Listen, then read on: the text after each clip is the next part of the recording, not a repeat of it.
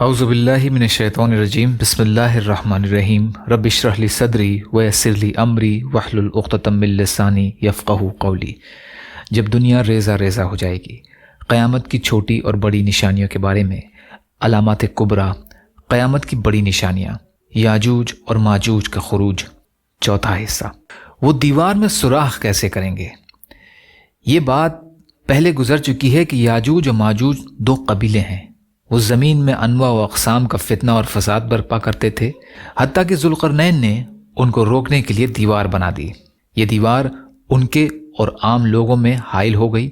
بلا شبہ وہ پس دیوار موجود ہیں اور ان کے پاس کھانا پینا بھی ہے۔ ان کی زندگی اور نظام معیشت خاص طرز کے ہیں۔ یاجوج و ماجوج ہمہ وقت اس دیوار کو گرانے کی کوشش میں مشغول رہتے ہیں، چنانچہ وہ اسے کھودنے کی اور اس میں نقب لگانے کی کوشش جاری رکھتے ہیں۔ حضرت ابو ہریرہ رضی اللہ تعالیٰ عنہ بیان کرتے ہیں کہ رسول اللہ صلی اللہ علیہ وسلم نے فرمایا، یاجوج و ماجوج ہر روز اسے کھرچتے ہیں۔ جب اس میں سوراخ کرنے کے قریب پہنچ جاتے ہیں تو ان کا سردار کہتا ہے، لوٹ چلو، تم کل اسے توڑنے میں کامیاب ہو جاؤ گے۔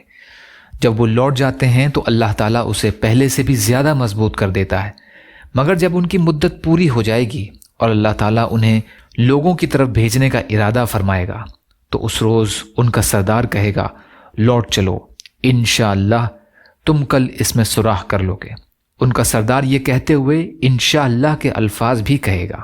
نبی اکرم صلی اللہ علیہ وسلم نے فرمایا، وہ اس روز بھی لوٹ جائیں گے، اگلے دن جب آئیں گے تو دیوار کو گزشتہ حالت پر ہی پائیں گے۔ یعنی جب وہ انشاءاللہ کہے گا اور تصرف اور فیصلے کو اپنی جانوں کے بجائے اللہ کی طرف منسوب کرے گا تو وہ تمام کامیاب ہو جائیں گے۔ یعنی جس قدر وہ کھود کر گئے تھے اللہ تعالیٰ اسے ٹھیک نہیں کرے گا، بلکہ وہ کھدی ہوئی ہی رہے گی۔ تو وہ دیوار کو توڑ کر نکلیں گے اور لوگوں پر چڑھ دوڑیں گے۔ وہ لوگوں کا سارا پانی پی جائیں گے، لوگ انہیں دیکھ کر بھاگ کھڑے ہوں گے۔ وہ اپنے تیر آسمان کی طرف چلائیں گے تو ان کے تیر خون سے رنگین ہو کر واپس آئیں گے۔ اس حدیث سے تین باتیں واضح ہوتی ہیں۔ اللہ تعالیٰ نے انہیں رات دن مسلسل کھدائی سے منع کر رکھا ہے۔ اگر وہ ایسا کرتے تو ممکن تھا تو اس میں سوراخ کر دیتے۔ اللہ تعالیٰ نے ان سے یہ توفیق بھی چھین رکھی ہے کہ وہ سیڑھی یا کسی اور آلے کے ذریعے دیوار پر چڑھنے کی کوشش کریں۔ اللہ تعالیٰ نے ان کے خیال میں یہ بات آنے ہی نہیں دی اور نہ انہیں یہ طریقہ سکھلایا ہے۔ ممکن ہے انہوں نے ایسا کرنے کی کوشش کی ہو، مگر دیوار کی بلندی اور ہمواری کے سبب ایسا کرنے سے قاصر رہے ہوں۔ اللہ تعالیٰ انہیں وقت متعین اور قرب قیامت تک انشاءاللہ کہنے کی توفیق عطا نہیں فرمائے گا۔ حدیث پاک سے یہ بھی معلوم ہوتا ہے کہ ان میں کاریگر و حکمران اور سلاطین بھی ہیں، اور ان کی رعیت ایک نظام اور بالائی کنٹرول کے تحت کام کرتی ہے۔ یہ بھی معلوم ہوا کہ ان میں بعض ایسے بھی ہیں جو اللہ تعالیٰ کی ذات کو پہچانتے ہیں اور اس کی قدرت اور مشیت کا اعتراف کرتے ہیں۔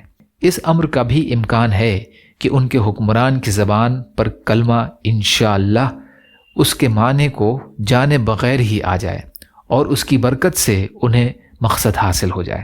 فتح الباری۔ اس سلسلے کا باقی حصہ انشاءاللہ کل کی ریکارڈنگ میں۔ یا اللہ ہم سب کو کہنے سننے سے زیادہ عمل کی توفیق عطا فرما۔ یا اللہ مظلوم فلسطینیوں کی، کشمیریوں کی، روہنگیا مسلمانوں کی اور مسلمان جہاں بھی پریشان حال ہیں، ظالموں کے ظلم کا شکار ہیں، آپ ان کی بھرپور مدد فرمائیے۔ یا اللہ ہم سب کو اپنی استطاعت کے بقدر اپنا حق ادا کرنے والا بنائیے۔ یا اللہ رحم کا، کرم کا، عافیت کا، درگزر کا، فضل کا معاملہ فرمائیے۔ یا اللہ صبر اور شکر اور اچھی طرح عبادت کرنے والا بنائیے۔ یا اللہ تمام بیماریوں سے ہمیں شفائے کلی اور شفائے حسنہ عطا فرمائیے۔